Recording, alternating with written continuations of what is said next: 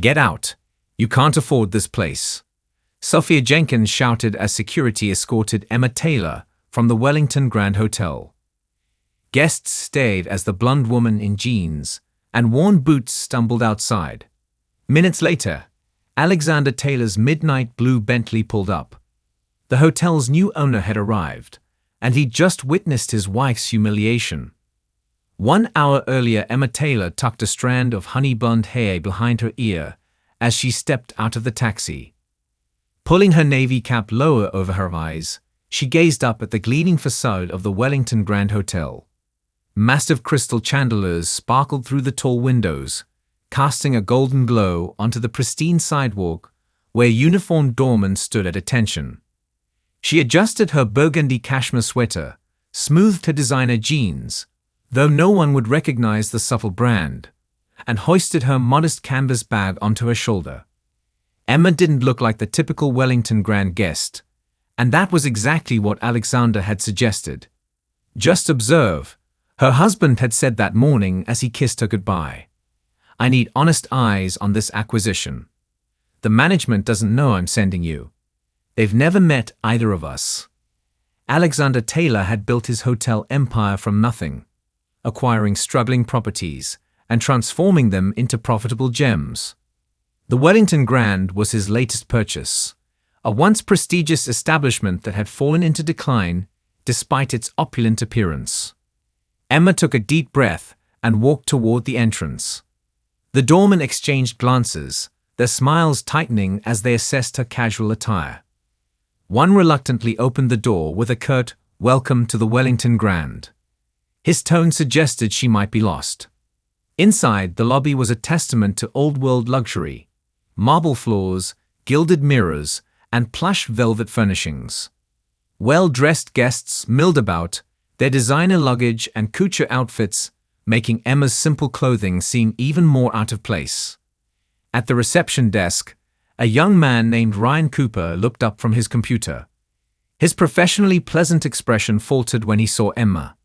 "May I help you?" he asked, his voice carrying a hint of doubt. "I'd like to see your rooms, please," Emma said with a warm smile. "I'm interested in staying here." Ryan's eyes darted to her worn canvas bag, then to her casual clothes. "Do you have a reservation, ma'am?" "Not yet. I wanted to check the accommodations first."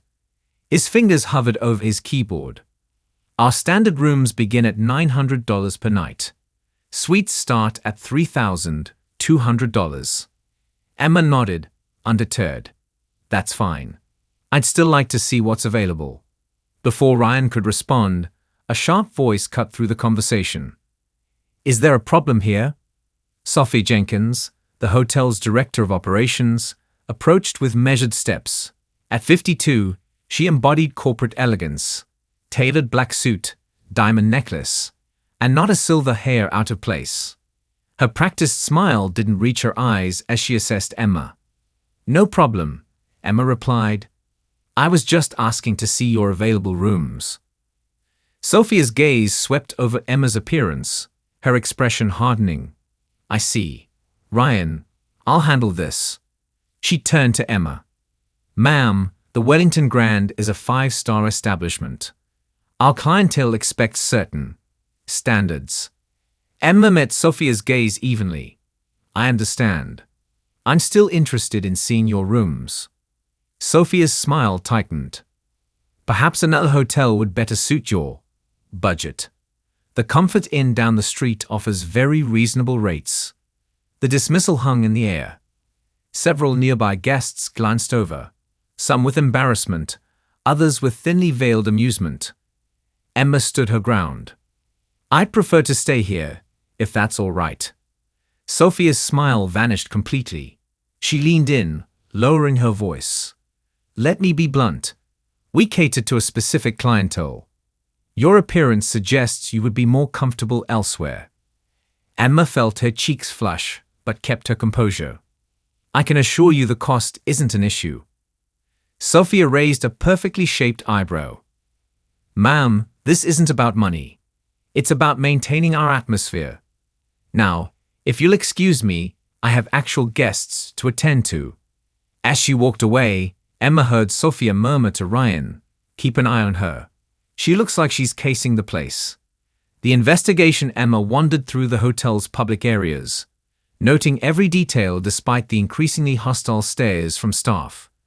The once impeccable Wellington Grand was showing subtle signs of neglect. A chipped marble column here, a frayed carpet edge there. The service, too, seemed to be slipping. She observed a waiter in the lobby bar ignoring guests while chatting with colleagues, and a housekeeping cart left unattended in a main corridor. She jotted notes in her phone, mentally composing the report she would give Alexander. The property had potential, but the management was clearly complacent, prioritizing appearances over actual service. When Emma entered the hotel restaurant to inspect the dining facilities, a hostess immediately stepped into her path. "I'm sorry, ma'am, but the restaurant is fully booked for lunch," she said, despite the numerous empty tables visible behind her. "I just wanted to look at the menu," Emma explained. "Our menus are for dining guests only," the hostess replied curtly. After 45 minutes of similar treatment throughout the hotel, Emma decided to check out the pool area. As she approached the elevator, she noticed Sophia Jenkins watching her from across the lobby.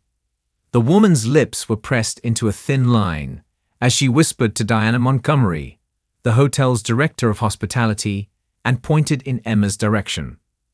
Before Emma could reach the elevator, Sophia intercepted her, with Diana and 2 security guards, Marcus Bailey and Nicole Peterson, following closely behind. "Ma'am, I need to speak with you," Sophia said, her voice cold and professional. "Several guests have expressed concern about your presence. Unless you're checking in right now, I must ask you to leave." Emma felt all eyes in the lobby turn toward them. "I haven't done anything wrong," she said calmly. "I'm considering booking a room." Sophia's laugh was short and dismissive. "Please, we both know that's not true." She gestured to the security guards. "Please escort this woman out." Marcus and Nicole moved forward, positioning themselves on either side of Emma. "This is unnecessary," Emma insisted. "I'm a potential guest touring the facilities." "A potential guest would have made an appointment," Sophia replied. "A potential guest wouldn't be wandering around taking pictures and notes. A potential guest would be dressed appropriately." Emma felt her face flush. "Are you refusing me service because of how I'm dressed?" "I'm refusing you service because you're disrupting our environment," Sophia said loudly enough for everyone to hear. The Wellington Grand has standards to maintain. Several onlookers had gathered, including Ryan from reception and a handful of curious guests. The humiliation burned through Emma as the security guards took her by the elbows. "Please come with us, ma'am," Marcus said, his grip firm but not painful. "This is ridiculous," Emma protested. "I want to speak to the manager."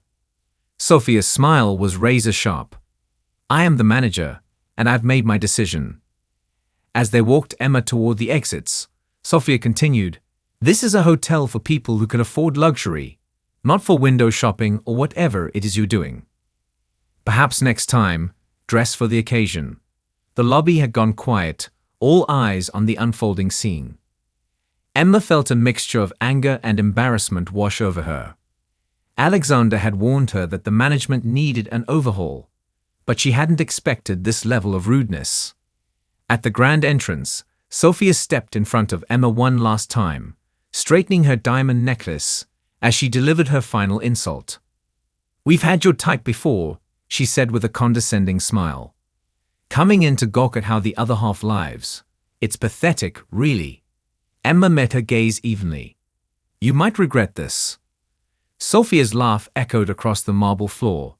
"I doubt that very much." The doorman watched impassively as the security guards led Emma to the hotel entrance. Sophia Jenkins followed, clearly intent on making a spectacle of the ejection. A crowd had gathered, staff members, curious guests. Even the bartender had abandoned his post to witness the drama. At the front doors, Sophia stepped forward for one final humiliation.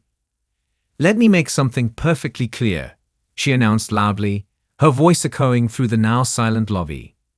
The Wellington Grand is a premier establishment. We have celebrities, executives, and royalty among our clientele. We cannot accommodate. She waved a dismissive hand at Emma's attire. Just anyone who wanders in off the street. Emma stood her ground. You're making a mistake. Sophia's laugh was cold and cutting. The only mistake was the doorman letting you in. She turned to the gathered crowd with a theatrical sigh. This happens occasionally. People think they can just walk in and experience luxury without paying for it. The security guards shifted uncomfortably, perhaps sensing that the situation had escalated beyond a routine removal. Ma'am, Marcus began. Maybe we should. Get her out, Sophia snapped. I have a meeting with our owner this afternoon, and I won't have this place looking like a homeless shelter when he arrives. The security guards resumed their positions on either side of Emma. As they prepared to escort her through the doors, Sophia delivered her final blow. Get out. You can't afford this place, she shouted, loud enough for everyone in the lobby to hear. Go find a motel that matches your budget. A few gasps rippled through the crowd. Even Ryan, the receptionist, looked uncomfortable now, but no one intervened as the guards pushed Emma gently but firmly through the revolving doors and out onto the sidewalk. The revelation Emma stumbled slightly, regaining her balance as the door swung shut behind her. Through the glass, she could see Sophia smirking triumphantly, already turning back to address her audience. Let that be a lesson, Emma heard her say before the doors closed completely. Standards must be maintained. Outside, Emma took a deep breath of the crisp autumn air. Her cheeks burned with humiliation, but a strange calm settled over her. Alexander needed to see this firsthand. The management wasn't just inefficient. They were actively hostile to anyone they deemed unworthy. She pulled out her phone and sent a quick text. You won't believe what just happened. How close are you? The response came immediately, 2 minutes away. What's going on? Before she could reply, a sleek midnight blue Bentley pulled up to the curb. The driver stepped out and opened the rear door, revealing Alexander Taylor in an impeccably tailored charcoal suit. At 47, he carried himself with the quiet confidence of a self-made man, neither flashy nor imposing, but unmistakably powerful. Emma watched as he approached, his expression shifting from curious to concerned as he noticed her standing outside rather than waiting in the lobby as planned. He said, using his pet name for her. What happened? His eyes scanned her face, picking up on her discomfort immediately. I was just thrown out, she replied, keeping her voice steady despite her lingering anger. Apparently, I don't meet their standards. Alexander's expression darkened. What do you mean, thrown out? The director of operations, Sophia Jenkins, had security escort me to the door. She told me to get out because I can't afford this place, called me pathetic for trying to see how the other half lives. Alexander's jaw tightened, a muscle working in his cheek, the only outward sign of his growing fury. Did you tell them who you are? Emma shook her head. That wasn't the plan. We agreed I'd observe how they treat ordinary guests. Well, Alexander said, his voice deadly calm, I think we've seen enough. The reckoning inside the Wellington Grounds lobby, Sophia Jenkins was still basking in the afterglow of her authority display. She gestured for the gathered staff to disperse. Back to work, everyone. The show's over. Diana Montgomery sidled up beside her. Don't you think that was a bit harsh, Sophia? She didn't seem dangerous, just underdressed. Sophia scoffed. That's how standards slip, Diana. You allow one person like that in, and soon the place is overrun. Besides, she checked her watch. Our new owner is arriving soon for the quarterly review. Everything must be perfect. The revolving doors spun again, and Sophie glanced up, her practiced smile already forming. Her expression froze as a distinguished man in a charcoal suit entered, followed by the blonde woman she had just ejected. Sophia blinked rapidly, processing the unexpected return. Security, she called sharply. This woman was asked to leave. Marcus and Nickel moved forward uncertainly, looking between Sophia and the newcomers. The man in the charcoal suit stepped forward, his presence commanding immediate attention.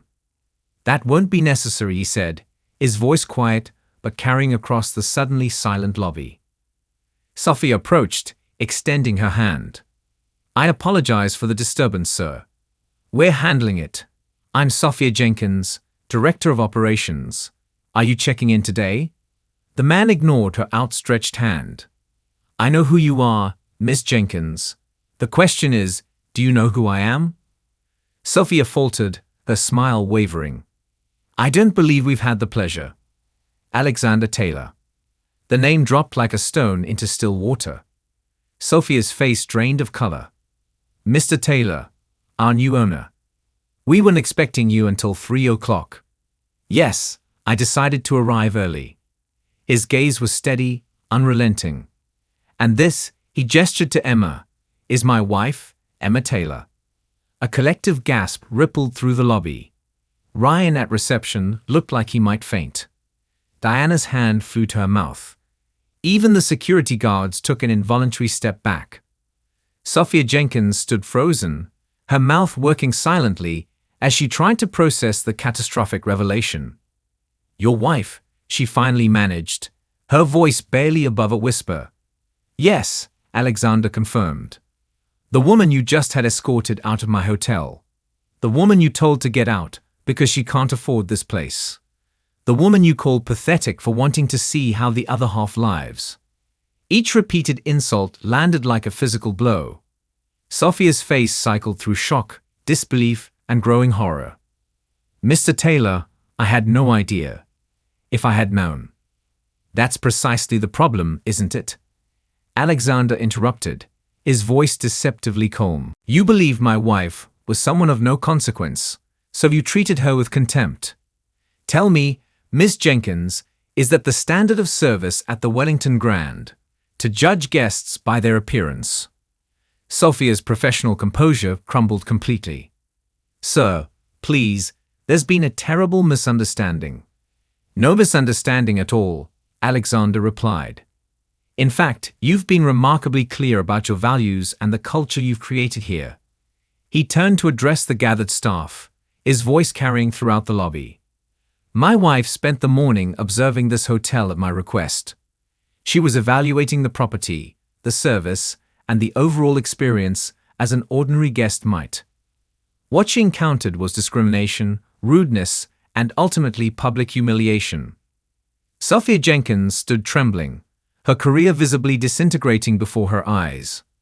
"Mr. Taylor, please allow me to apologize." "You've done enough, Miss Jenkins." He turned to a stunned Diana Montgomery. "Are you the Director of Hospitality?" Diana nodded weakly. "Ironic title," Alexander observed dryly. "You stood by and watched this happen." Diana had no response. Alexander's gaze swept across the lobby, taking in every staff member present. "I believe we need to have a company-wide meeting immediately." The transformation, the Wellington Grand's elegant conference room, had never been so silent. Every department head and staff member stood rigid as Alexander Taylor paced the length of the polished table. Emma sat quietly in a corner, observing the proceedings. "I acquired this hotel," Alexander began, "because I believed in its potential. The Wellington Grand was once synonymous with exceptional service and true hospitality. Those days are clearly long gone." Sophia Jenkins stayed at the table, unable to meet his gaze. Beside her, Diana Montgomery dabbed at her eyes with a tissue. The rest of the staff, from Ryan Cooper at reception to the security team, looked equally mortified. "What happened today wasn't just a case of mistaken identity," Alexander continued. "It was a systemic failure that reveals a deeply troubling culture. When my wife entered this hotel dressed in casual clothes, she was treated as an intruder rather than a guest." He paused, letting his words sink in. "Miss Jenkins, you didn't just fail to recognize the owner's wife. You failed to recognize basic human dignity and that is unforgivable in the hospitality industry. Sophia's voice trembled as she finally spoke. Mr. Taylor, I've devoted 20 years to luxury hospitality. If you just give me the opportunity to make this right.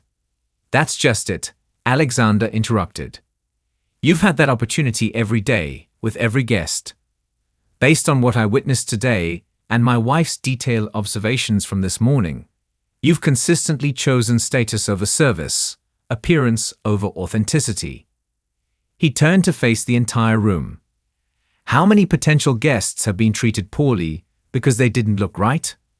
How many people have walked away feeling less than because of arbitrary standards that have nothing to do with true hospitality? Nobody answered. The discomfort in the room was palpable. Alexander nodded to his assistant, who distributed folders to each department head. Inside, you'll find termination notices for Sophia Jenkins, Diana Montgomery, and both security officers involved in today's incident. Sophia gasped. You can't be serious. Completely serious, Alexander replied without hesitation. Additionally, all front desk staff who witnessed the incident and did nothing will be placed on probation pending further review. Ryan Cooper's face crumpled. Several others shifted nervously. Alexander continued, The rest of you have a choice to make today. The Wellington Grand is about to undergo complete overhaul. Not just of its facilities, but of its culture. Those who understand that true luxury is defined by how we treat all people, not just those in designer clothes, are welcome to remain. Those who don't should tender their resignations immediately. Sophia stood abruptly, her chair scraping against the floor. This is outrageous. I've managed 5-star properties across 3 continents. You can't dismiss me over one misunderstanding. Alexander's expression remained impassive. This wasn't a misunderstanding, Ms. Jenkins. It was a revelation of character, yours and this institution's. Security will escort you to collect your belongings. Your final paycheck will include 2 months' severance, which is more generosity than you showed my wife. As Sophia stormed out, followed by a shell-shocked Diana and the 2 security guards, Alexander turned his attention to the remaining staff.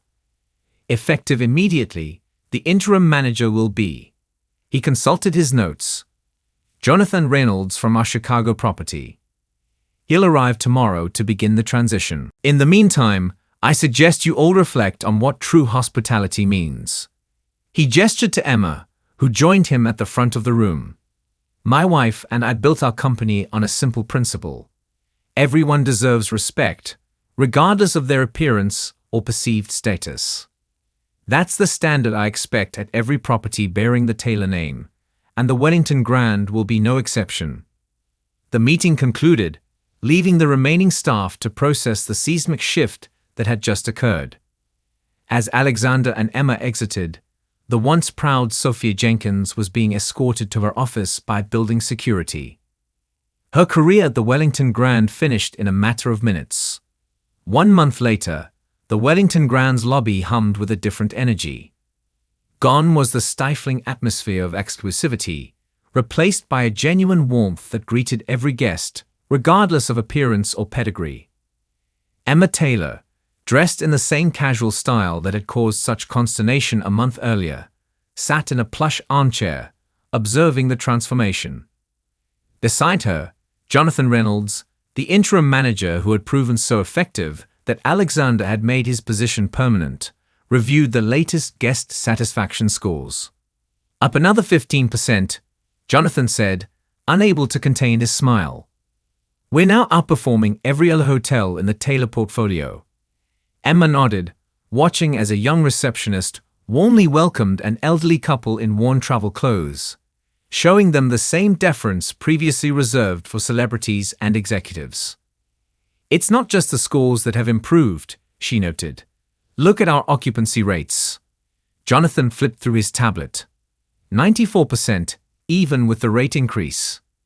Turns out people will pay premium prices for genuine service, rather than superficial snobbery. The revolving doors spun, and Alexander entered, returning from a meeting with the renovation designers. The staff acknowledged him with respectful nods, but no one froze in fear or scrambled to appear busy. A stark contrast to the tension that had permeated the hotel under Sophia's regime. "How's it going?" he asked, joining them. "Better than expected," Jonathan replied. "The new hiring is complete, training programs are underway, and guest feedback has been overwhelmingly positive." Alexander scanned the lobby, noting the subtle but significant changes. The faded carpets had been replaced, the chipped marble restored, and fresh flowers brightened every corner. But the most important change wasn't physical. It was the spirit of the place. "And how's Ryan doing?" Alexander inquired about the former receptionist who had stood by during Emma's humiliation. "He's come a long way," Jonathan said. After his probationary period, he asked to be transferred to our community outreach program. He's currently coordinating with local shelters to provide hospitality training for residents. Says it's helped him understand what true service means. Emma smiled. "Sometimes people just need a wake-up call." A young woman approached their group hesitantly. "Excuse me, Mr. and Mrs. Taylor. I'm Amanda, the new Director of Guest Relations. I wanted to thank you for the opportunity to be part of this transformation." Alexander nodded warmly. "Thank you for embracing our vision, Amanda." After she left, Emma turned to her husband. "Have you heard anything about Sophia?" Alexander's expression tightened slightly. "Last I heard, she was struggling to find another position. Apparently, word got around about what happened here." "I don't wish her ill," Emma said thoughtfully. "But I hope she's learned something." "Some lessons are expensive," Alexander replied. "Speaking of which, I received an interesting email this morning. Sophia has requested a meeting." Emma raised an eyebrow. "For what purpose?" "To apologize, supposedly." He looked at his wife. "I told her I'd consider it, but only if you were comfortable with the idea." Emma considered this for a moment. Maybe it would provide closure, and if she's genuinely changed. The conversation paused as they watched a family enter the hotel. Parents in simple clothing, their teenage children wide-eyed at the grandeur. The new concierge immediately approached, offering assistance with genuine warmth. "That," Alexander said, "is what we fought for. Not just a different management style, but a fundamental shift in how we define hospitality." Emma squeezed his hand. "Worth every uncomfortable moment." The redemption, the private dining room of the Wellington Grand, was set for 3 people. Alexander and Emma Taylor arrived early, discussing the final details of the hotel's renovation plans. Despite the awkwardness of the upcoming meeting, they were relaxed, confident in the positive direction the property had taken. At precisely noon, Sophia Jenkins entered. The month since her termination had left visible marks. Her hair less perfectly coiffed, her designer suit replaced by something more modest. The imperious confidence diminished. Still, she held herself with dignity as she approached the table. "Mr. and Mrs. Taylor," she said softly. "Thank you for agreeing to meet with me." Alexander gestured to the empty chair. "Please sit down." An uncomfortable silence settled over the table until Sophia finally spoke. "I want to apologize," she began, her voice steady despite the evident difficulty. "My behavior was inexcusable, not just toward you, Mrs. Taylor, but toward many guests over the years." Emma studied the woman who had humiliated her so thoroughly. "What made you request this meeting, Sophia? It's been a month." Sophia's carefully composed expression cracked slightly. "The truth? I haven't been able to secure another position. My reputation." She trailed off. "But that's not why I'm here." "Well, not entirely." She took a deep breath. "After losing my job, I had to downsize significantly. I moved to a small apartment in a neighborhood I would have previously considered beneath me. My new neighbors are service workers, teachers, retired people on fixed incomes, not the elite clientele I spent my career catering to." Sophia looked directly at Emma. "Last week, I attended a community meeting about local development. Nobody there knew about my past. I was just another resident in jeans and a sweater, worried about rising rents. And they welcomed me. They listened to my ideas. They valued my experience.